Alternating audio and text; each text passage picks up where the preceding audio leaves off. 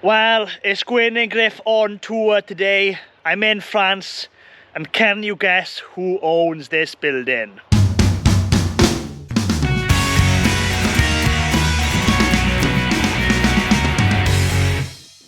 Hello, I'm Griff Rees, welcome to Gwyn and Griffith. Here we talk everything beekeeping, farming, countryside living, and we do reviews as well. Now let's see where I am. Sure you've seen this building. Who it is, it's Richard Noel. How are you, Rich? Good to see you, mate. Well, we did see each other in October, but good to see you here. Yeah. Get some downtime. Downtime in France. With the family. Seen a good friend of mine. We've been friends now, I don't know, 3 years maybe? 4? Probably about maybe even longer than that, because we've been exchanging messages and slagging each other off on the internet. Yeah, well that's it, you know. And saying, going, you really do that like that? You Welsh people are weird. No, welcome, it's great to show you around. We're going to do a bit of a tour this morning, aren't we? Yeah. And then this afternoon we're going to off and do some bees, because I just want to give you a flavour of what I do in Brittany. And it's honestly a complete honour to have someone around who actually speaks bees and shares in all the stresses of being a beekeeper, because it really is nice to have proper visitors who actually appreciate the stupid things we do. Yeah. Well, I tell you what, I've already been on this shed once and look at this shed. Now I told Rich there's literally only one thing wrong with this shed, and it's a major fault in the shed. This shed should be in Wales on my yard, not here in France. It is probably the best beekeeping shed that I've seen, and it's not finished inside yet. But Richard showed me what he's thinking of doing. It is literally, if you're a bee farmer, what Rich has built here, and the yard, we've got the concrete and the track, everything in. It is a purpose-built honey house, honey building, whatever you want to call it. It is done to the perfect spec, and I'm so impressed. Thanks very much. Yeah. I'm really glad you appreciate it, because other people who come in who don't know beekeeping kind of like, oh, it's really nice, but what about this? And they're like, well, that will come. But we had to get the basics done first, and I think that's so important when you do a building. You have to plan it, you have to put everything in so that you can then add the other stuff. No one can have enough money to finish the whole thing instantly. I'm waiting to just a bit of extra funding to come through. I've got a grant that hopefully I'm going to get on this building that will arrive from Europe. I make no bones, I've filled all the forms, I did my bit. So I'm going to get a grant towards some of the other things. It's not a lot, but it helps just to get more money through to the project. But I've had to spend the money first. They just claim it back, but it's all agreed. It just takes time for it to process. That's why I'm still finishing the building. But it won't be, the extraction machine won't be fully operational probably till next spring, because that's when we'll be next extracting. Yeah. But it gives me time now. The reality is, to try and do a project like this on your own while you're keeping bees, it's a bit of a step in the void. It's like a leap of faith, you know. It is. But you have to do that in business, you know. Yeah. Well, look, I've learned a lot. Look what we've done at home with me. You know, if you've been in the farm with me, there's stuff always under construction, and stuff takes so long to do stuff because things are expensive. It takes a lot of time. You're running your business. You know, if we were all millionaires, you could just do it straight away. But the reality is, we're investing just like Richard is doing here in your business, and you got to do it in stage 1, stage 2, stage 3, stage 4, as and when you've got the money and the funds and the time. You know, because when summer comes, I mean, you're like me, you beekeep a bee farm by yourself, so you know you got all the summer basically is right off because you're on the bees. Really, and then come winter time, then maybe you can go on and get some extra it's amazing done. that I'm just doing my extraction, as you know, and we're pulling some honey. We'll begin pulling some more this afternoon. But I'll put more bee escapes on. But I'm almost to the point now where I'm like starting to think about the next phase in there, but I'm kind of purposely holding back because I know that I need to get what I'm doing now done, and then we're free to just absolutely bulldoze the next jobs. But you have to have that discipline really just to hold back on some, otherwise you end up doing, it's like having too many jobs on.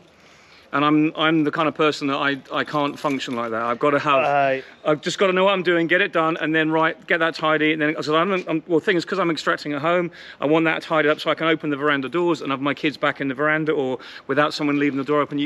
I just have to work like that. Yeah. It's a big stress. I'm exactly the same.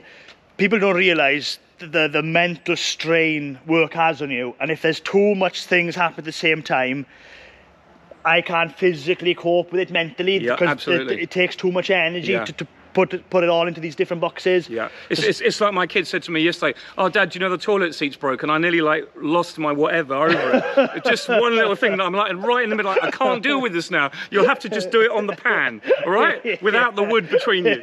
It's little things like that that when you're completely stressed out. Yeah, that's it. You know, it is what it is. Yeah. Hey, I'm in Wales. We're in France now. Same problems, different country, innit? Absolutely, yeah. It's just business. It's the daily, what we call the daily drudge. Yeah. But it's a great drudge. We do what we want when we want, but we can select what needs to be done. We're bee farmers. We do a professional job.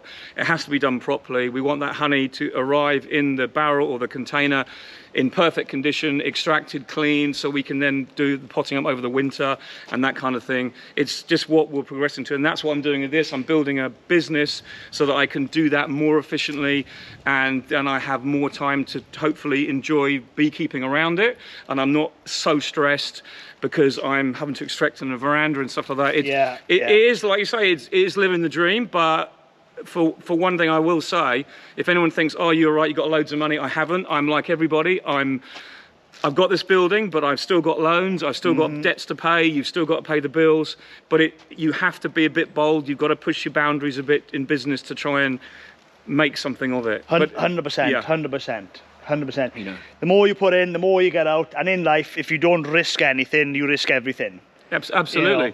It would be so lovely just to say, well, the money I had for this building, I could have just gone on holidays and had a, you know, it's not what I want to do. It's not how we kind of, it's not that spark in you. It's not, you know, I want to be able to do that job, and I wanted to have great bees, and I want to have nice colonies, and then be able to get the honey treated quickly and then produce a good product in a timely fashion that, you know, you can feel proud of. You know? And the honey you produce here is fantastic. I mean, we've been in Britain now 3 days.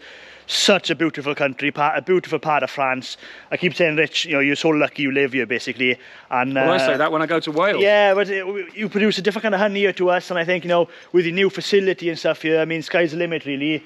You're producing a great product. I think the people of France are really, well, from what I've seen in supermarkets and stuff, they love stuff made in France. Something that our supermarkets could learn a lot from.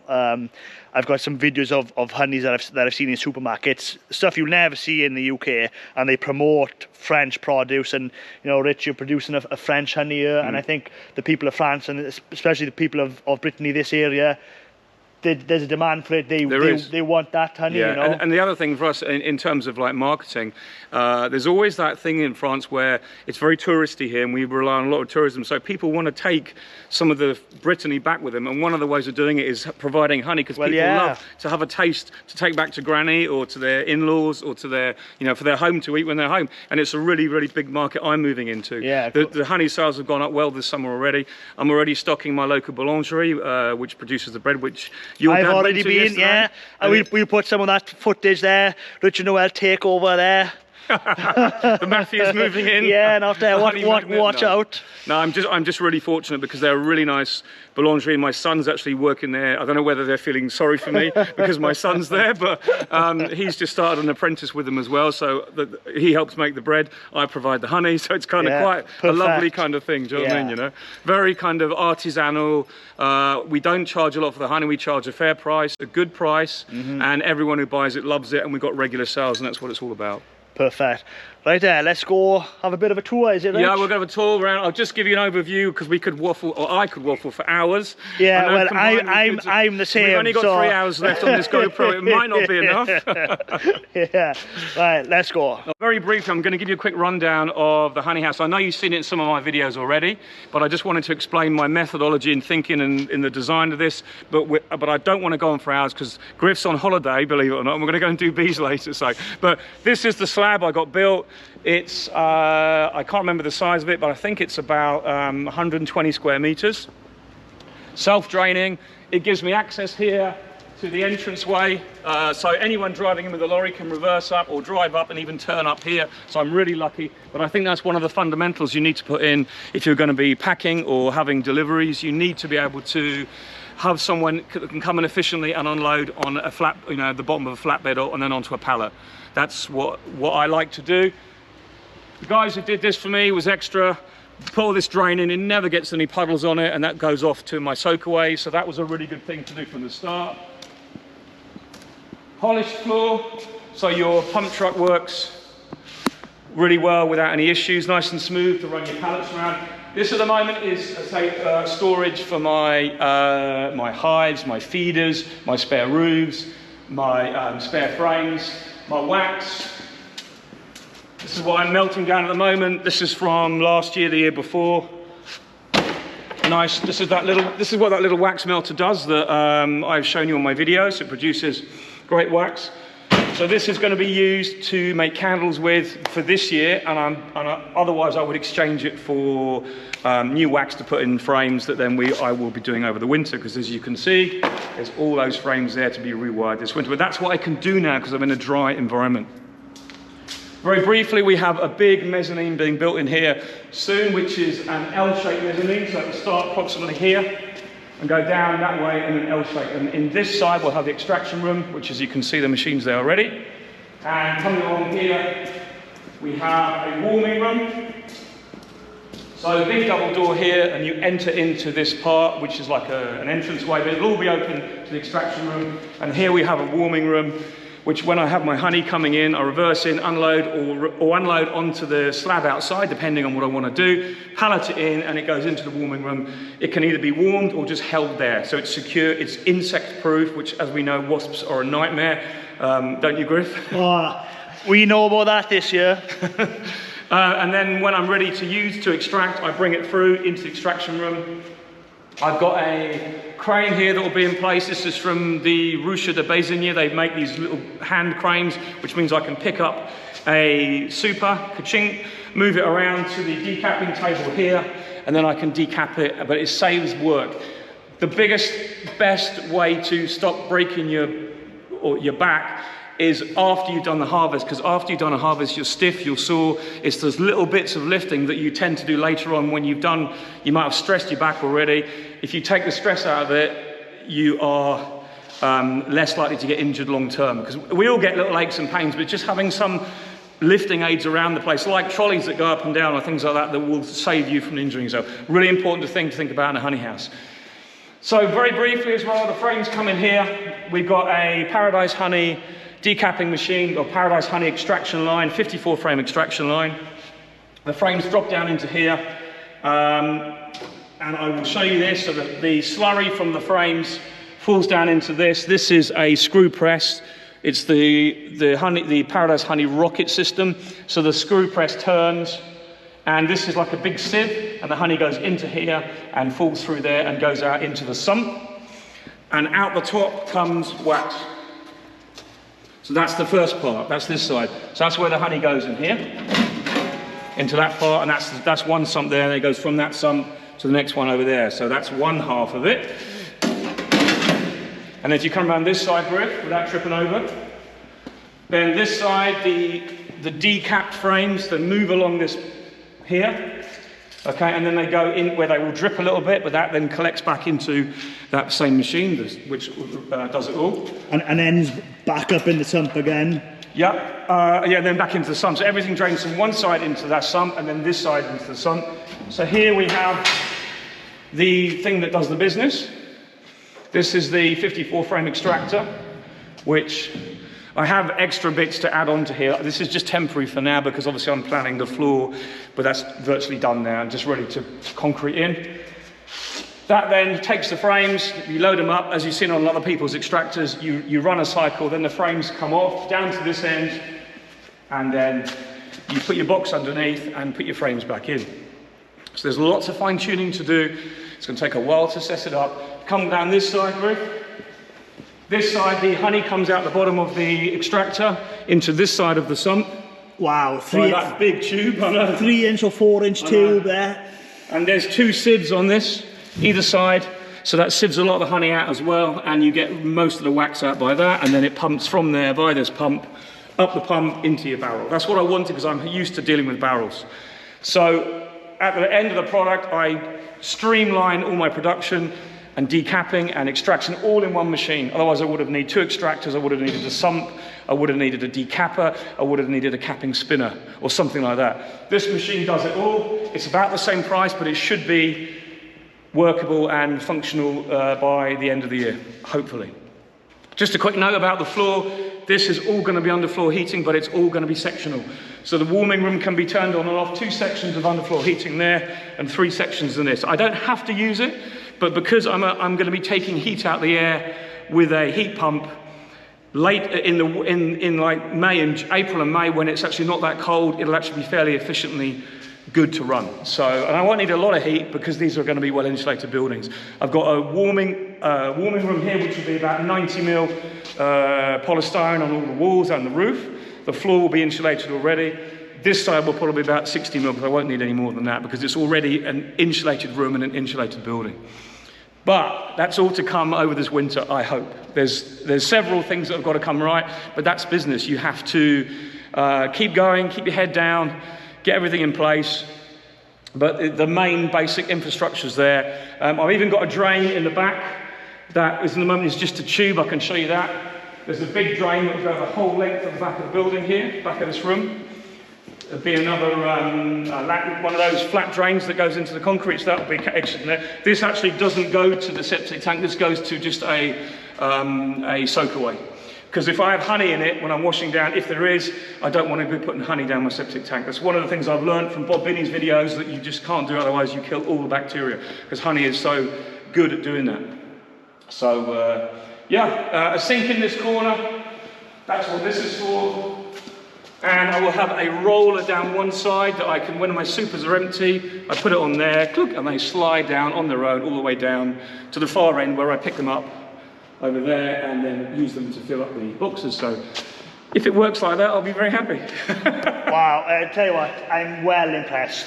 This line is amazing. The way you've thought it out, the way how honey comes into the warm room, the route back out, there's no pinch points, the whole thing I hope so. is going to run smoothly. Totally opposite the way I do things, which is backwards. Yeah, but it's not, because it's what you do for the moment. Yeah. I still run a system that's completely antiquated, but this is what I'm progressing to. Yeah, exactly. It's a progression. Yeah. And luckily I've had the experience of doing it in an awkward place to know what I want to extract like. Because I've met other beekeepers like you, I've met other people around the world, visited their apiaries, and this is what you can do if you really want to do it. If you really want to focus. Yeah, and I think what you've got here really is for like people like me in bee farming. This is something to aspire to, what you're doing here, a brand new purpose-built room, got the kit you want. I think this is the type of setup I'd like to have. Maybe not the full line, because I've got multiple different size frames. But definitely the way you've done this with the way the pallets come in, all on wheels, on polished concrete, into a warm room. The warm room is literally in the same building you're extracting. You're not going to have any wasps and bees flying around you. That is the big bonus to me, because I learned that in my other workshop. Even though we had the place sealed up, we're still getting wasps coming in like you are, and we didn't know where they came in, you know. And I like the fact you put the window in the warm room, because anybody doing honey, you'll appreciate bees will always come back with your honey boxes, but they'll all fly to that window, and you can just open the window and blow them out. Yeah, drain them all out. I'll have an air gun in there. Yeah, but I'm also going to try and do something else. I'm going to put like a small nuke outside with one of those pheromone traps in, and that will hopefully guide the bees to there, because you always have some bees. As much as we try it every time, we always get some bees. It's not the ideal thing. The problem is, what you've got to remember is, those bees don't know anywhere. They only know the second they get to that window, they don't know anywhere else, because they've come from more than 3 miles away.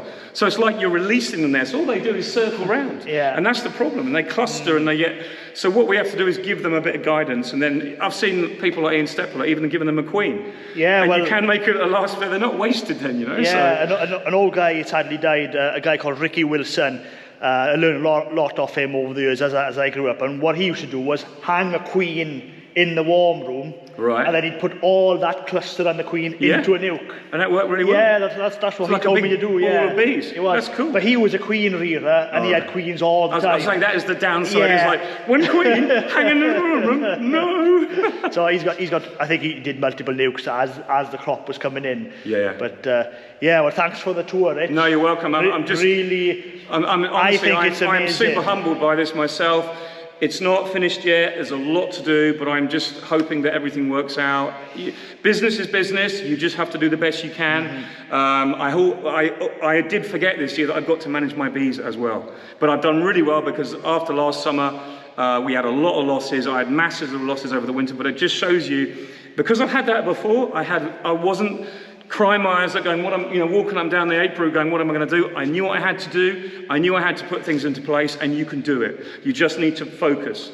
There's always a way forward. No matter what anyone says, no matter how bad it seems, there's always a way forward. You just have to think on your feet, and you'll get there. Now, I haven't got much honey this year, but I've got the bees, so next year we could be back up to everything. To be honest, not having much honey this year, it's probably going to help me, because I'm going to have more time to do this, so I'll be finished quicker, everything will be tidy, I won't be struggling. It has created problems with robbing, but there's always every cloud, there's a silver lining, all that kind of stuff. You just have to move forward. It's possible. So now I'm hopefully next year going into a good year, we'll have hopefully a reasonable honey crop, and I can extract it in this, and then this will be operational. Well, fingers crossed. I think you're doing an amazing job, Rich. So, and I'm pretty sure my viewers are going to think the same. I mean, wow. Yeah. Well, the nice thing will be when we have like a loo and a toilet and a shower in there as well. That will come as well. But it's actually not that much cash, believe it or not, to sort that out. Yeah. It's just literally, but it probably won't be used much. That's the thing. Reality kicks in, and you've got to do the things. The most important thing is to get the extraction line up and running and finished, all fine-tuned, so it's ready just to blitz it, and then we're on to the next thing, you know. So, but it's great. It's great to have your own shed. You know what I mean? Yeah. Excuse me. I'm just gonna. That's the tour in here. Let's go see more stuff. We are going up to San Carlo Gilda, which is where I've got my buckwheat. It's for a farmer. I've just explained to Griff that I've got the clearer boards on already. We're hopefully just going to lift it off. I do it in the evening because of my own individual setup that I have trouble unloading it, and it's not that quick to unload. So if we unload it in the day, there's a chance I might start getting robber bees because there's a few around where I live. So that's what we're going to do, and Griff's the guy to give me a hand. So as always with two people in beekeeping, everything works doubly quick. But you'll see from the video there's a fair bit to do, but it's a good crop, and we're off to get it now, so stay tuned. Here we are on the buckwheat site. Richard Noel. Not a bad crop here, looks like. Not bad. It's one of the better ones of my other apiaries. This year's pretty poor summer honey, like many people in the UK. Very, very dry, deep down. So the chestnut trees, which are some over there, were dried out very quickly, and it was actually quite hot during that flow. And we had the jet stream south of us, which means we had the northerly flow, and whenever we seem to get that, our bees don't fly that well. Yeah. But you've had the rubbish weather we've had. Yeah, we were just literally on the edge of it, but it was south of us still. Yeah. Whereas the south of France was roasting, and they did all right, where we were kind of in that in-betweeny land where the bees aren't really happy, and also they're quite grumpy. But saying that, this is the buckwheat. The best part of it was that whole side over there, behind the trees, and it runs all up there, so that did really well, and we did have some rain at the critical time, so we've got some good supers of honey here to pull. And these, for everybody watching, these are dead and supers, isn't they? Absolutely. So these are probably from a national. This is probably half a super bigger maybe than what a national is. Oh yeah, I mean they're actually, I could only quantify it in terms of Langsdorff because I know what the two look like together, because I don't ever see, but a Langsdorff is about an inch smaller on each frame in depth. Yeah. They're roughly the same length and width, but just the depth is a little bit different. But obviously we've got carcellations as well. Yeah. So with the Langs you can maybe do something different with your configuration. Well, I was thinking comparing to a national, you've got 3 supers on that. Yeah. So basically if this was a national hive, it'll probably be like a 5 super crop worth of honey, just because the boxes are so much smaller. Well, most of these in fairness have got the first 2 supers 3/4 to half full, and the top one a little bit in it. Because I came along, like everyone does, and you think, oh, this is looking great. You add the super, and the flow stops. And then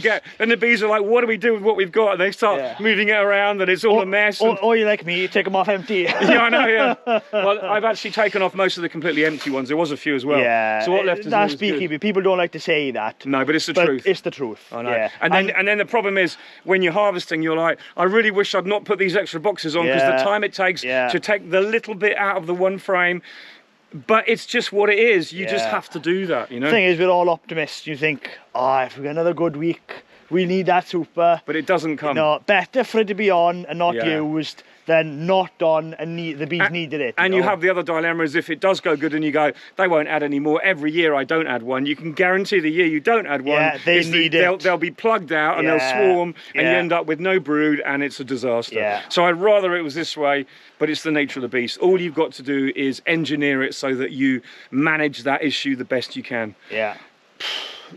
So much to always get right every year, so much to get into place. I know. And not every year is the same either. No, every year now is becoming unique. Every year is never the same as the previous 2 or 1, or, you know, it's a hard thing. So, so cleaner boards are on. These have been on. These are on 2 days now. 2 days, this is just 2 days and a little bit more. So they should be all out, the bees. I hope there's no robbing. We were chatting about this before, where you think you sealed every crack up. I've got a lot of old supers here. And you could have just one hole in it, and it's enough. It's enough. They are so hungry this year. I say every year being unique, but this year I think I'd be hard pushed to say another year while I've seen them so into everything, into robbing like your wasps in Wales. They are, you leave and literally a millimetre, and they are just pouring in that hole when you've gone. And you come back the next day and you go, oh, nice super, click, hollow, empty super. It's the most frustrating thing in the world. Same problems, just a different country. SSDD.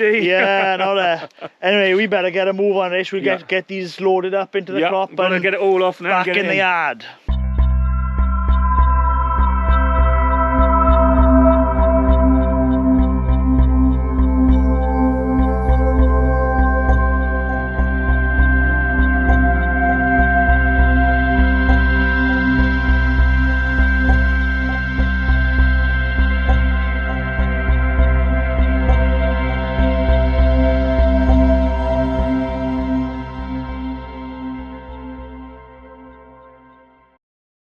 There we go, we got them in. Full back of honey. There's a fair bit there, it's a good harvest here. Fair bit. Good supers. And what hit me extracting or pulling this honey was, you could smell the buckwheat honey. It smelled just like the honey you gave me last year. I know. Smells, Rich says it stinks, but it smells nice. And you got to try a little bit. Oh, look at that. The real deal. It's up to you if you wanna taste that, but you know what it's like.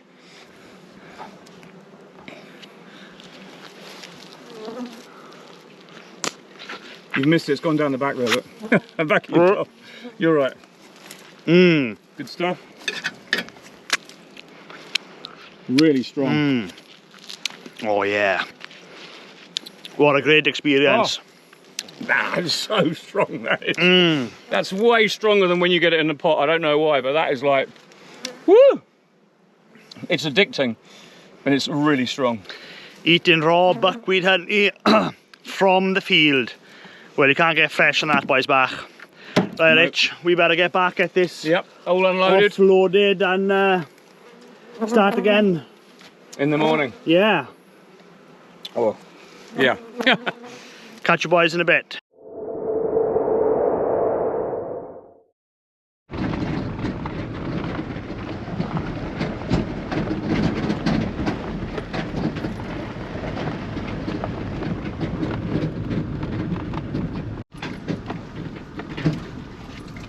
So we're up at the nuke yard now. This is the nuke yard. I've got all my nukes. And there you go. Look at that. A lot of bees in one area.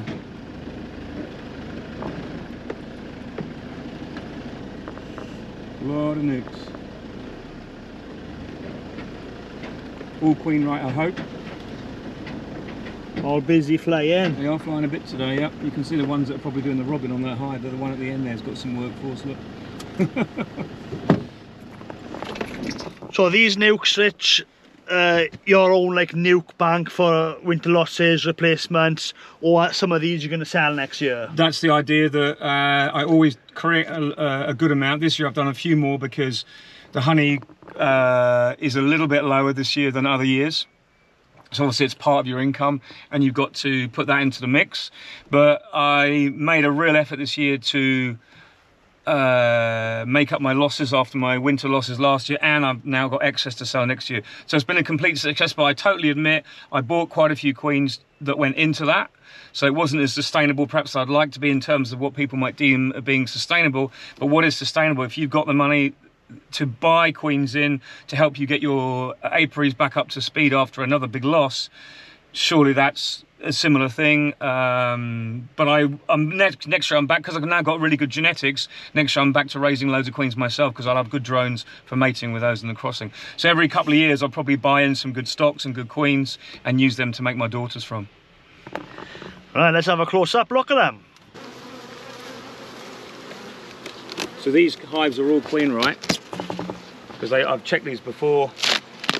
We won't go into them without the smoker and that, but then, you know, because don't forget, a lot of these bees are actually older bees still from previous colonies, but they're buckfast queens. They're starting to change their bees now. You see the treatments are in. Yeah, Apivada's in. Apivada's in, that's good, that's working, that's doing its thing. And then nice and quiet, no veils on. We're so lucky at the site. I just hope I can always keep the site, because you know how beekeeping sites sometimes move and other things happen, and this is a hay field that is really only ever cut for hay, and if the farmer ever says I'm going to have to move out and because he's selling the field, I'm going to ask him, can I buy it? Because I'll just rent out the rest of it or give them to make hay and just use it to keep my bees here, because it's such a perfect place. And it is actually quite well protected from the south to southwest. Oh, so yeah, southwest is there, so any howling gales you tend to miss. Sun's in the south to southwest now. The sets in the east. So rises in the east that way, sets in the west. So it's a pretty good site, and you've got fauna. We've got a valley there full of ivy for the autumn, winter, and you've got chestnut in the summer, and brambles all around. So look, all the brambles there behind those. You can see how it's still, even though I cut those brambles back, it's enveloping two of my hives there. It's constant, but it is a great place. See, I've cut this, but I haven't cut underneath the hives recently, so it's all starting to go up. But I kind of left it a bit thinking, if we have a lot of wasps and Asian hornets again this year, it's sometimes good, they say, to have a little bit of growth in front to kind of give the bees a way back in. But as it's happened this year, we haven't hardly got any. And I've got no traps here at all, apart from a proper trap, one of my new big traps over there. But that's pretty empty as well, nothing in that. So overall, it's pretty quiet. I mean, it's just, the bees are just good. There's too many bees in one area, but I had to think about the Asian Hornet issue. And if I was going to have bad Asian Hornets this year, I'd want them all in one area, so at least I could feed them all and treat them all, and there'd be less predation by a certain amount of Asian Hornets in one area, so I'd have more chance of getting these through. Do you see what I'm saying? That's one of the methods of dealing with Asian Hornet when you have a bad infestation, is to bring all your hives to one area, because at least then you can trap that one area and you'll give the hives you've got a better chance, because it's like a shoal of fish.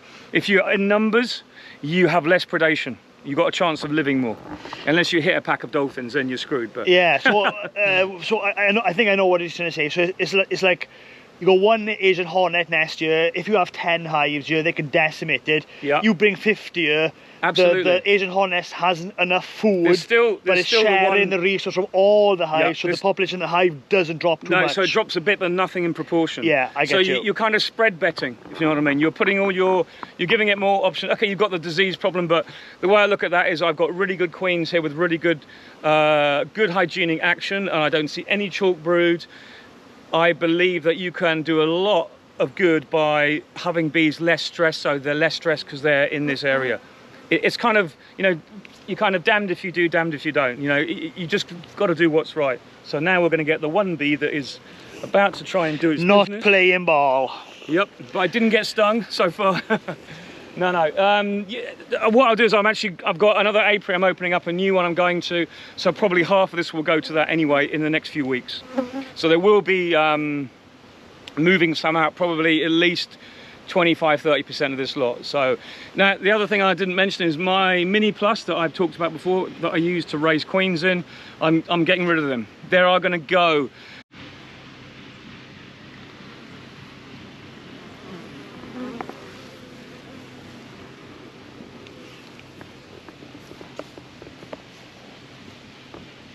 So I've got Mini Plus, as you can see.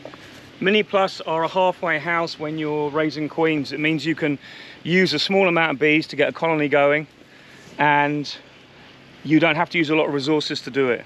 and it's a bit bigger than the apidea, is it? The small apidea mating nukes. With them, you have to kind of be in them every couple of days, really, when they're growing in the spring.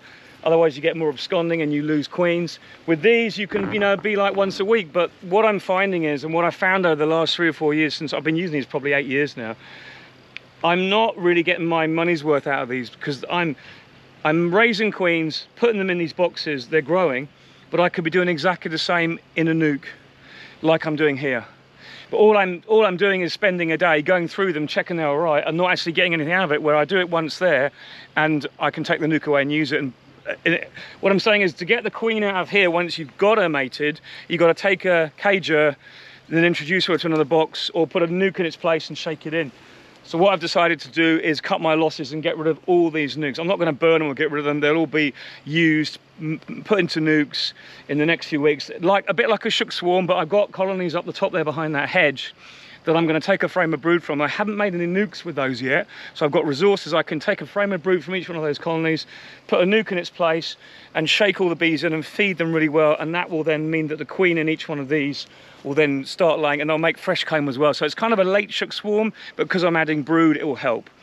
So they've had varroa treatment, they've had their varroa strips. I actually use like half a strip per one of these hives, because the frames are small. I can actually show you a frame here, if I can get one out. These are the Mini Plus frames, and I think it's nearly 4 of these to 1 Dadant frame, so you can see the size.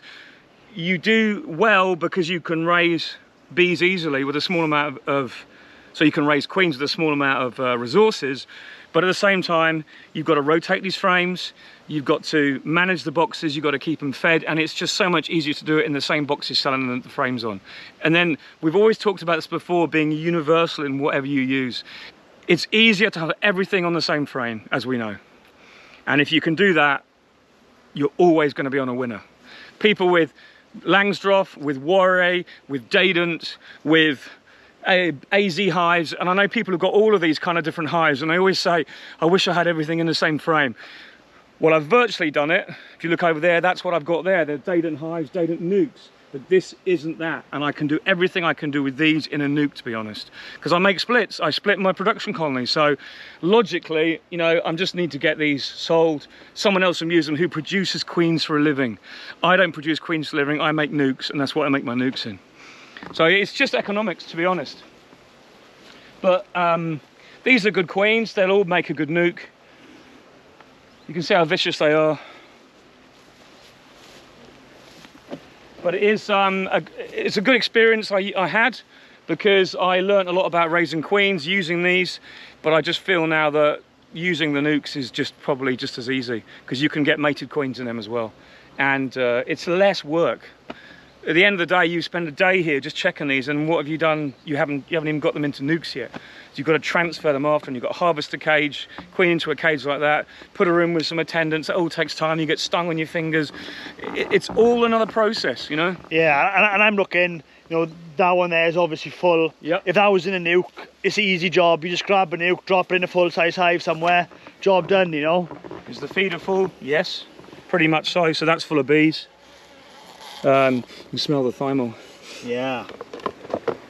But these have all just had a feed and a treatment, so I mean, the one out here, this is absolutely bursting with bees. Look, this, well, sorry, that one, yeah, that one is, but this one as well, this is almost overflowing because it's not that warm now. But this one is full of bees there. They're all always at the front. That colony is completely full. But it, you know, you just take a frame of brood out and add it to another colony if you wanted to reduce the amount of brood in it. But you can't do that with this, because you can only do it by adding it to another colony, and it's just extra work. So that's what I'm going to do this winter, or this autumn. Then over the winter I'll get them all together on a pallet, wrap it all, and then advertise it for sale, because it's actually quite, it's probably, you know, £1.50 worth of kit. It's not all you see here. I've got a pallet and a half at home with all the kit on, just sitting doing nothing, so it just has to go. It's just economics. Well, if anybody's going to France next year, want their mini nukes or mini plus, contact Rich. They'll all be cleaned out, all bleached, caustic soda, you know, all the hives will be ready to go. They've got no disease anyway, but obviously everyone wants it all clean. I wouldn't ever expect anything else. If I was buying it, I'd want it clean. But it's just, I think, a progression. because I think you have to go with what you find works well for you, and if you find that, you do that. Kind of sad to see them go, really, but I just think, like my honey house, it's the next thing forward. I'm just being realistic in what I have to do, and I don't want to be doing all these again. It's just too much work. What I've just noticed is the bees, I don't know if you can see it, but they're actually working the bramble. The GoPro is not good at like Close. Yeah.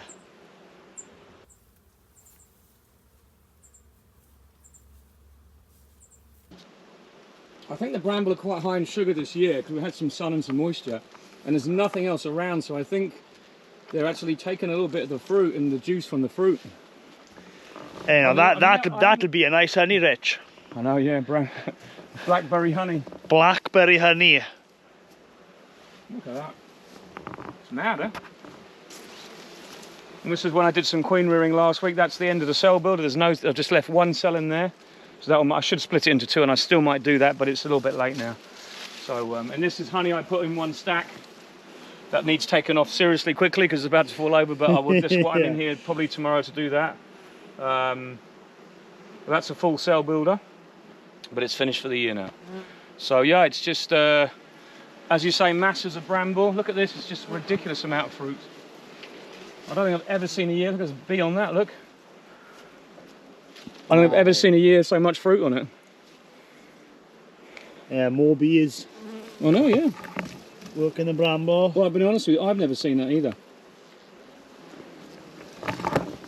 I know last year, I think Chris Manton had some honey bees working the blackberry, the berry itself. Yeah.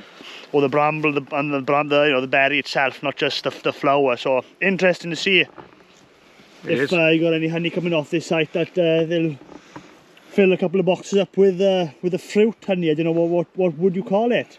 Well, I think you call it blackberry fruit honey, but I honestly don't think there's enough. But I just think it would. I think it would be lost in the rest of it. And there's no. Well, I don't think it'll add anything to the supers. I just think they're just grazing. There's just literally so little around for them at the moment that I don't think they've got anything else to go on. So, but they're not stressed. I don't think they're pretty calm. It's not very strong. They're very dry. The weather. It's moist. There's a little bit of nectar coming from somewhere. I was looking at hives yesterday, and we found a little bit of nectar in the frame. So. It's good. Happy with that. Nice bees. So I've got one of the jab prod hornet traps here that you guys in the UK might be interested in seeing, and this is one that's pretty selective because a lot of the insects can get out through this grill. So this was my bait. There's hardly any hornets around, and this was some of the queens that I caught last year. You can see the yellow legs on that. Well, sorry, that was this spring into April, May time. And what the beauty about this trap is you put your bait underneath. I need to rebait this because the bees have eaten everything as well, but the bees can come and go. At the bottom of this box, you've got a grill, so that if you've got hornets in it and you want to come and, for example, you've got hornets in it, you've got your trap on, you can see the hornets from either side. You can lift this off and keep the hornets in there and change the bait if you want to, if you're getting low. So I've got two of these in this apiary, one up there the other side by my bees. These cones allow all the other insects to get out because the holes are big enough. They're like queen excluded material, but I think they're a little bit bigger than a queen excluder. I don't know the exact size, but the hornets come in and they can't get out because of this device on the end. It's like a little cap. So it's like almost, it's not 100%, but once they've gone in through there, if you look from this side, Griff, that's a very small hole they've got to crawl out for if they can find it. So this cap sits on the end of that and directs only down. So once that's back on, the chances of a hornet getting out once it's in are virtually nothing. But they will crawl in, and it's like a funnel, and it naturally funnels them in. I had quite a few hornets at home during the last 3 weeks. They all went in the trap really well, but now it seems to have lost its oomph. I don't know whether the nest has been destroyed nearby or they've just failed. But one thing I will say about Asian hornets is sometimes they do make nests and they just never get away. That's probably genetics or just a poor spring or a poor summer. There's not a lot of food around now, so if there's any Asian hornets around, really they should have made a big nest by now, or they just die off. Sometimes that happens. But this trap's good. I'm really pleased with them. I'll be absolutely honest with you, I haven't got all the other traps made up because I've been pushed for time, and they're all in the box ready to put together, but it's just the time it takes.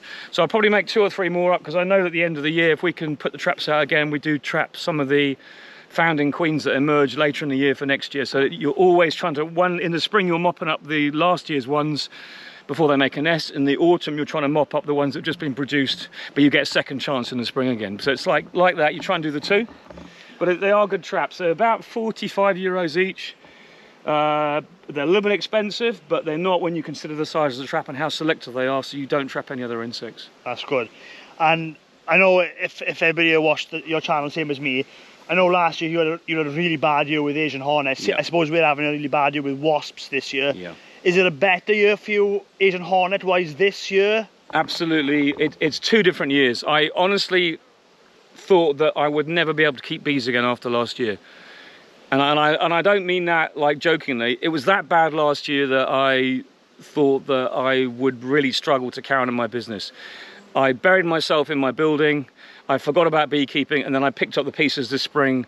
And this spring, I don't know why, but we just haven't had the amount of hornets around. We had an easterly wind here for about 6 weeks, which blew a lot of the founding queens. I'm not saying they're founding queens that were here, but it gave the queens that were here a hard time. There was not much food around, and that's very critical when they're starting a nest, because those founding queens have got to make their own nest at the start, and they've got to build everything. And if the weather's poor, cold, drizzly, which is what it was, they're going to struggle. So that's one good thing that happened this year.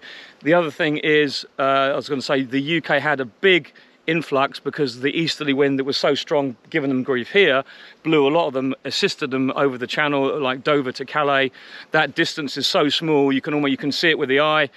You imagine that a hornet can fly up to 10 kilometers, 20 kilometers, no problem at all without one stop. With the wind behind it, it would have been striver. And that's why I believe you've got such a bad year in the UK. Plus the fact that all across the French coast, we had a really bad year last year. So all those queens that came out have all, well, a lot have survived, and then a lot blew over to the UK. But why we haven't got more here, I don't know. We've trapped in our apiaries a lot. What you're seeing here isn't much, but in the Vita Farmer traps, we're getting on average about 200 founding queens per apiary. So that's an awful lot of traps, an awful lot of queens that we've taken out the system early in the year. So one thing I've noticed with Richard's hive stands, really like them. They're similar to me. I've got bricks on the floor, but he uses a rubber tyre. Obviously water can't come up here, it's non-permeable, so the wood doesn't rot. Obviously in France it's much drier than in Wales. Nice level surface, simple to do, and I'm guessing you get the rubber for free? Absolutely free. They almost give them away, the tyres. I mean, you don't pay anything, but you give them a pot of honey because you want to come back for more. But the tyres do break down a little bit, but they still are supportive. Don't forget, it's the metal in the rims that offer the support. But the great thing about tyres is, for one day, as you said, they're non-permeable, so the moisture stays generally, is the barrier between the pallet and the ground. When you put tyres down, they actually do mould well into the surface, so you tend to get rid of the lumps. And the pallet on top might rot, but if you can get a plastic pallet as well, you've done everything. Okay, these pallets are old, and these were actually a combination of, I cut my pallets, my big pallets into a third, so the 2/3 go under my big hives as a double, but these ones I put together, and you have enough to put the mini nukes on. You see, these pallets, you can see they're a little bit small. They're a combination of 2 offcuts, but it works fine for mini nukes, you see. But otherwise, I normally have my pallets a little bit wider because they need that stability. But it does work really well, because pallets are pretty cheap to get hold of, even over here. Griff's just going to sneeze. And obviously the tyres are dead cheap as well. So you kind of do fix the problem. But even with this, it's not a perfect solution. You get 5 years out of a pallet, and then you've got to renew it. But it's better than nothing. If I can change to plastic pallets, it will cost a lot, because then you don't give them away for free, because they never wear out. But then once you've got a load down, you never have to change them in your apiary. But it is a good solution.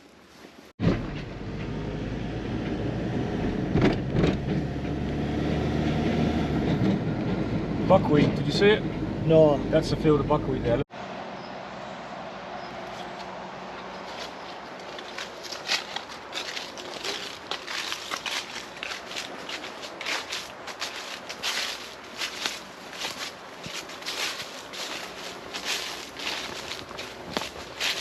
Another nice site, Rich. It is, yeah. A little bit open to the wind on the west side, but no apiary is perfect. A little bit of honey in here, not brilliant, but it's okay. Everywhere's not a brilliant year this year, so. And there's no Asian Hornets here either. I think that one might be a bit drony, that colony, but there's a few drones flying this afternoon still. So, just waiting to come and tidy this one. I've got a couple more hives to come in as well, because I've got a couple of dead outs over that end. But there is bees still flying, not massively today because there's hardly anything out there. We're in full dearth right now, like right at the peak of the dearth. So there is nothing. As you saw there on the blackberries over there, the other apiary, which is what, 5 minutes away. And then we're going to go to another one in a minute, the other side of this place, which is actually, I linked these two together, so they're only literally 800 meters apart. But they're two completely different apiaries. So this is waiting to be harvested as well, the next thing to do. These have had their queens caged. So we could come back and start releasing some of them after, just to show you the releasing the queens. Let's go on to the next one. And this obviously an orchard we've got. Yeah, an old French orchard. A good swarm catching tree, that one. Nice apples. And I think I saw pear. Yeah, there is pears, yeah. It looks like a Thomas apple. Thomas pear, I should say. Wonder Thomas. Look at these pears. Old Richard Noel's bees have done the job here. Yep. Pollinated perfectly. I said they're also good swarm catching trees. Yeah, I know where the guy, the owner's got his ladders. Just like all my other trees by my bees as well. Well, but you will get a good view right across the whole of the Brittany coast back towards my house.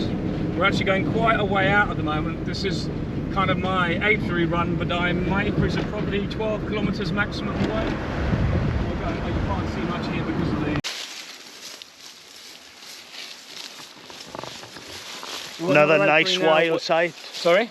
I'm just saying, another nice wild site. It is, but the great thing about this is the sun comes up there and the whole day you've got access, and this is like a little bit of a low-lying area, but the bees overwinter really well here for some reason.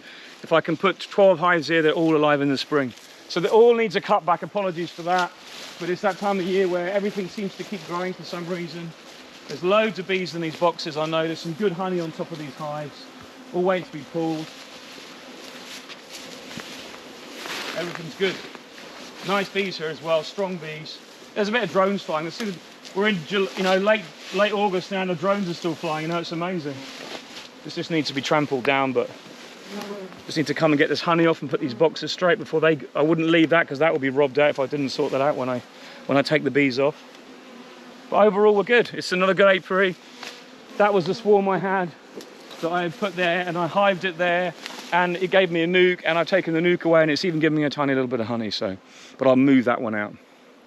So yeah, this one was, as I said, linked to the one over there because it's only literally, as the crow flies, about 800 meters apart, which is quite good because when I do my documentation for my pollination contract, I have to have two apiaries that are more than 24 hives, or with that number in, so these two can count as one, which is good.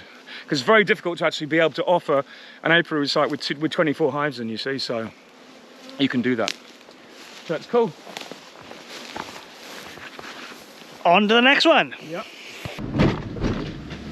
Wow.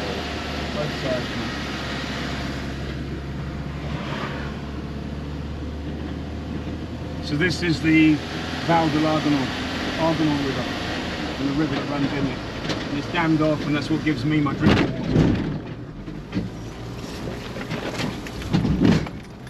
Always get that one. Oh, nice site.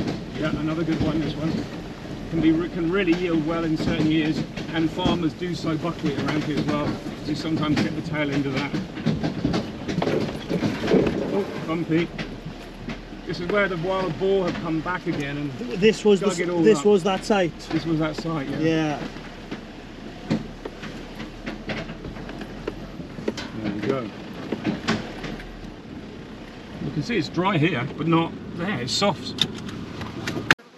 Another lovely site in the middle of a wooded area, out the way of traffic and people.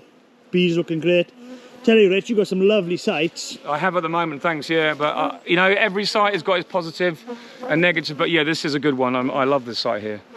It's a private manoir, a lot of space in this area. They're actually happy I'm here because I manage the land as well. But believe it or not, I do manage this. It needs another, but that's beekeeping. It always needs cutting. But with this area I did the other day, so these hives have all been done and treated, and they're ready for the winter now. So at least this one's done. But no, it's a great site. It is a good site.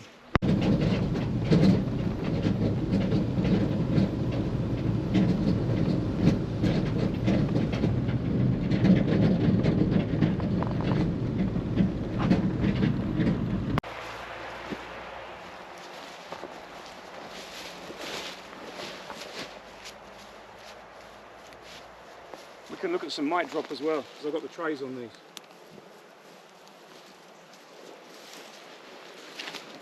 I left that. I'll have to come in and cut all that with all those thistles from my machine. Yeah. Because I asked the farmer if I could leave that because it's actually a great source of food for the bees. Yeah, good Just going over now. Let's look at some of this mite drop. I'm interested to see what it's like. First time I've looked in these hives since. Hopefully we're not going to see too much, but probably not going to see anything. Does that mean I'm low on mites already, or does that mean... I mean, you got the Varroa freebies, Richard? Yeah, I think that's one there. Yeah.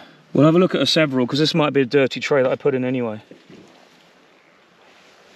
So these had their first treatment last week after caging the queens. We've got 1, 2, 3, 4, 5, 6, 7, 8, 9, 10, 11, 12, 13, probably, I reckon, 40 mites there if I counted them all. Maybe a little bit less. That's one of the trays. Let's look at the one next door.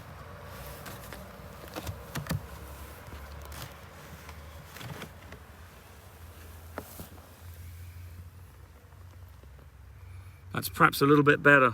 I know there's always variations. This is just my first look. Vaped over 4 days ago, so there should be mites dropping well now, and there isn't, which is, I don't know whether that's good or bad. Another one there. There's some mites, but there certainly isn't many. Because it's a job to tell, is it good because you got no mites, or is it bad because the treatment didn't work, you know? That's it's that dilemma, isn't it? Yeah. Over here I've treated these with oxalic acid and apivar. Let's see if this one's any different. Maybe my mite numbers are lower. Maybe, yeah. Can't see nothing on that one, really quick. I think you'd have to look really hard to find them.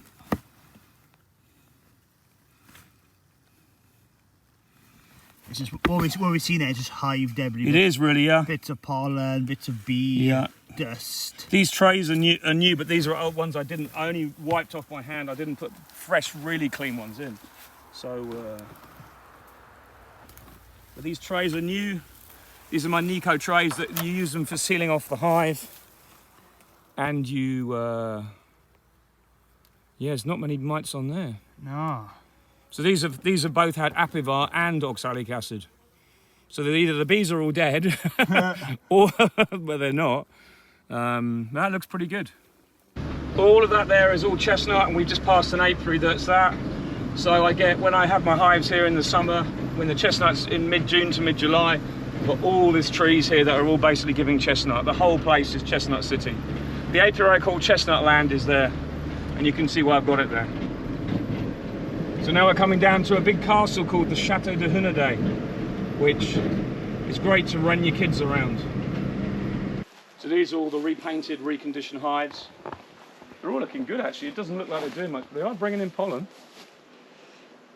Maybe the ivy is given in some places, Rich. It could be. It could have started. Sometimes, well, we are nearly early September. Well, there's the ivy here. Look at it. That's not close to being out, but it's not going to be long before that's out. There may be some that is. Yeah.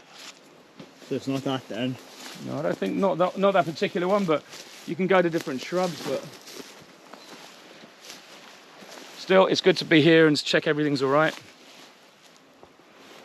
Another beautiful site in France. Oh, it's brilliant, and there's literally a whole valley of chestnut behind that way as well. These two sites we've just been to, this one included, can give like 3 or 4 supers of dadants, sadant dupers or dadant supers, whichever way you took about it. It can be really good in certain years, but for the last couple of years it hasn't been very good. But we live in hope that next year will be that one crop that's amazing. So.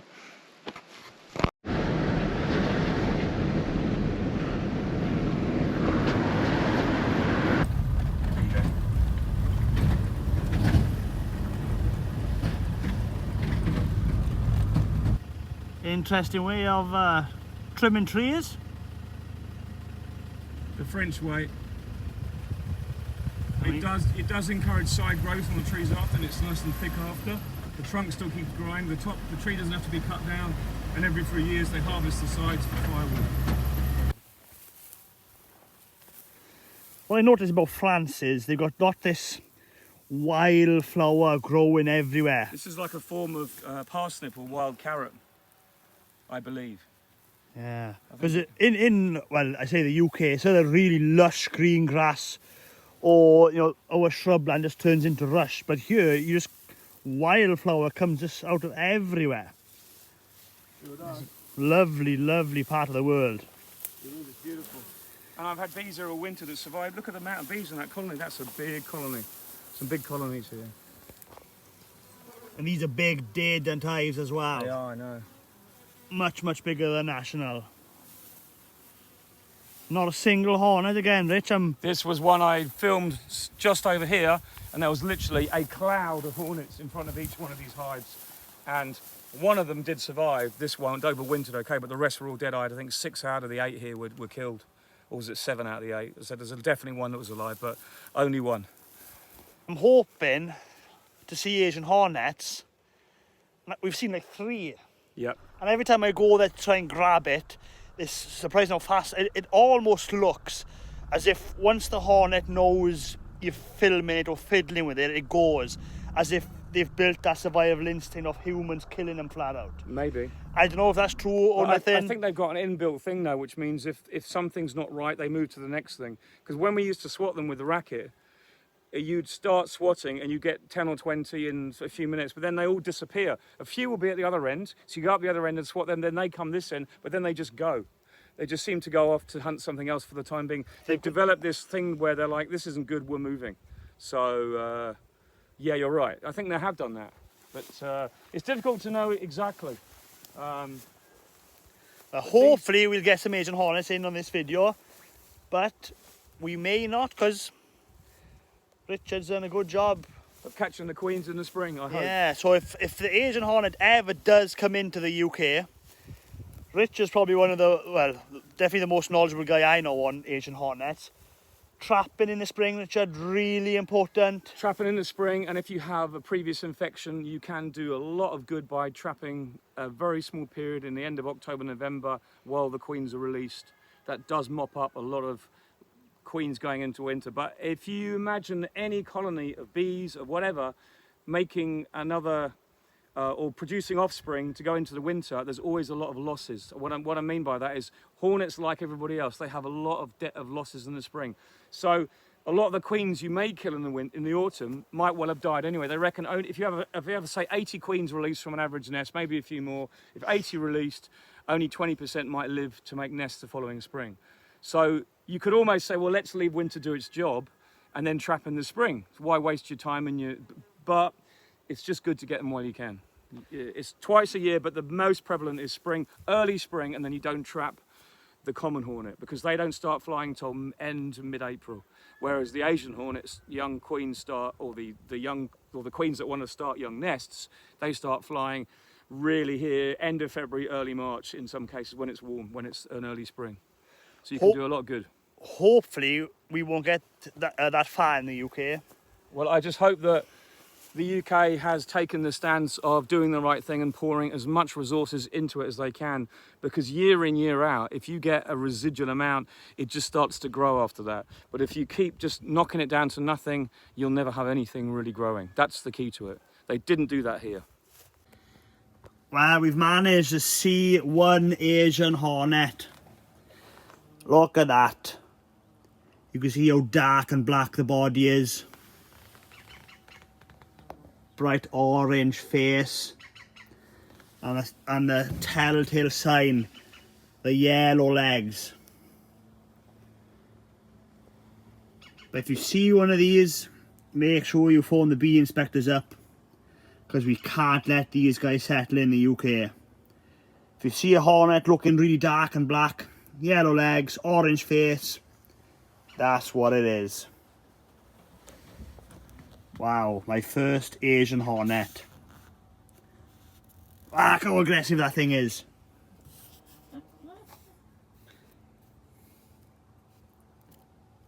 hasn't been stung by one yet.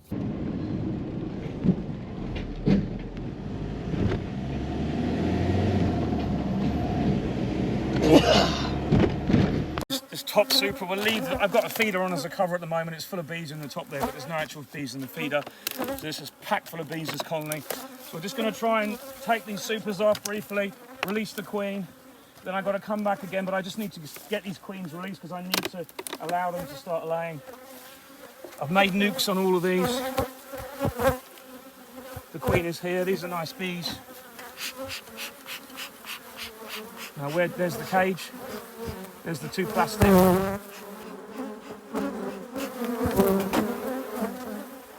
Lift this out. And we're just going to release this queen and let her get on with being a queen. No brood in here.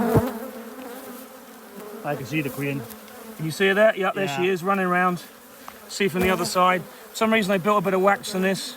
Because these are such calm bees, I'll release the queen for the camera and you can see her. There she is in that corner. See what she does. Maybe we'll just carefully take this out, because this was probably in here when I didn't probably... There she is, she's out. She's out now, yeah. On the other side. She's gone out. Close this down. So the queen's are caged for 21 days or a little bit more if necessary. And there she is. She'll now go around her business and start laying. I should have had a timer marked her, but see, she's flying. As she's flying back in the box, there she's gone. She's there. Woohoo! That's why I don't open the cage normally until... So what I do is I undo this cage and I put it straight back in the colony, so she comes out. She can walk out. She'll walk out in her own time when the colony's closed, and then she'll never fly. But at the moment, I'm just trying to get these queens. But for the purposes of the camera today, it just shows you what I do and how the queens are perfectly healthy. Let's look at the rest of this colony. You'll just see there's loads and loads of space for the queen to lay. There's a bit of an older comb there with some drone in. The other side is probably just as good, but look at that pollen. They'll use all that to feed, and this colony will now get away so quick.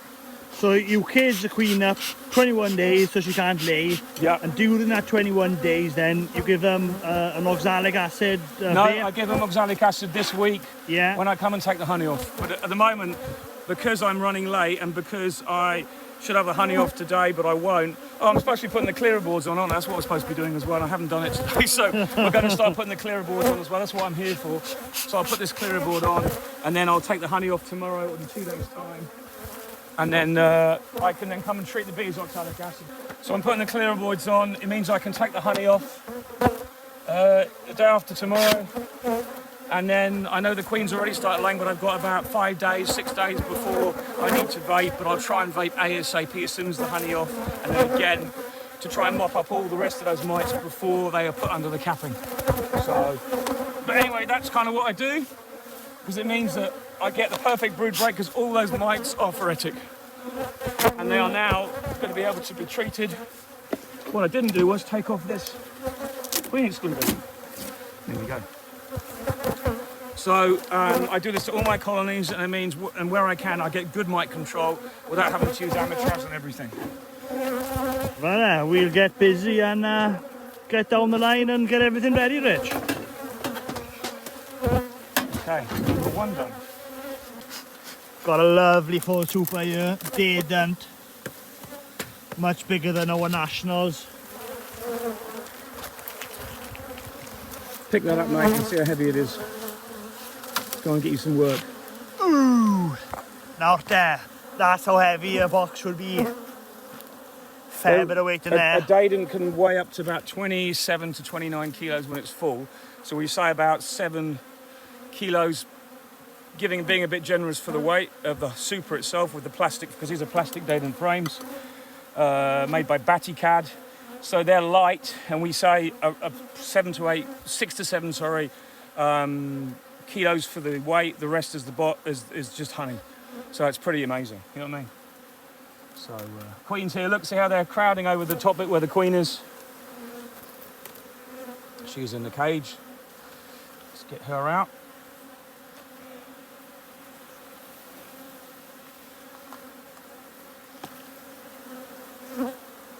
She's in there. So we're just going to undo this. We fold the door back. We'll just put it back in, and she'll self-release. within a few hours, probably in the next 10-15 minutes, and then she'll just go off and lay. And I can show you this other frame next door. Look, there's no brood. Just perfect place for the queen to lay. Look at that. Nice bees. All those frames have been cleaned out while she's been caged. It's almost like doing a shook swarm in some respects, because you're allowing the bees to clean the colony, and you're starting afresh when you put when she starts to lay. And also there's loads of pollen in the colony, so the colony basically explodes really quickly.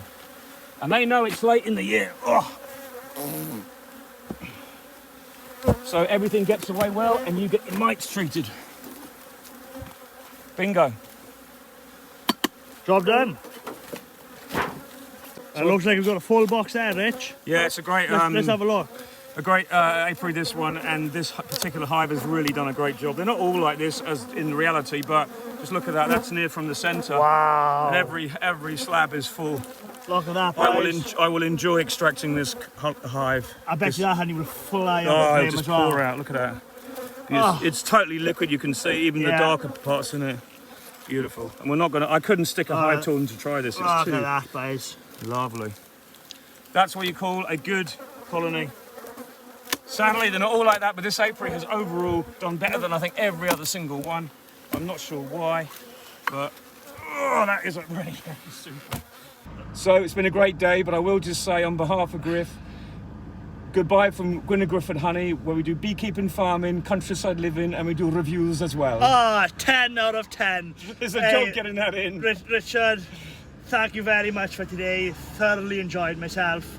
And yeah, well, it's great to have you around. Brilliant to have you along board. So at least I can see what I do, and you know what I do. I know what you do. When we're talking, oh, did you see that? Oh shit, we're at this apiary, and you go, I know that place. It was terrible, or oh, it was good there, or you know, it's what it's all about. It's great, you know. Yeah. Well, that's it for this video. Hopefully you enjoyed it, and don't forget, if you like this video and you want to watch more of the same kind of content, then please subscribe to my YouTube channel. I try my best to upload news every week. Thanks for watching. And don't forget to subscribe to my channel too if you're not already a subscriber.